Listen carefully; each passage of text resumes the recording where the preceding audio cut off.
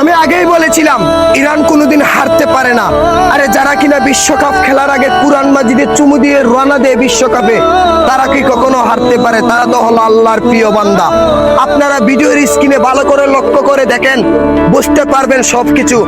আজকের ম্যাচে যখন ইরান মিশরকে দ্বিতীয় গোল দেয়, তখন কিন্তু মিশরের দুইটা ম্যান ডিবক্সের ভিতরে থাকা অবস্থায় ইরানের গোল হয়, কিন্তু এই গোলটা অফসাইড দিয়ে বাতিল করা হয়েছে। এখন তো কোনো ধরনের অফসাইড নাই।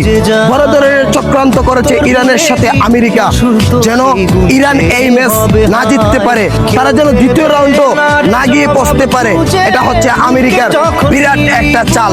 পুরোটা ম্যাচে ইরান খেলতে পারে না, ইরান বল ধান দিলেই কিন্তু রেফারি তাদেরকে ফাউল ধরেছে।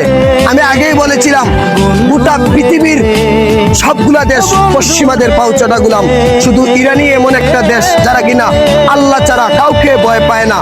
এবার ফিফা বিশ্বকাপ সদস্যরা ইরানের সাথে বেঈমানি করেছে, তোমাদের বিচার আল্লাহ করবেন।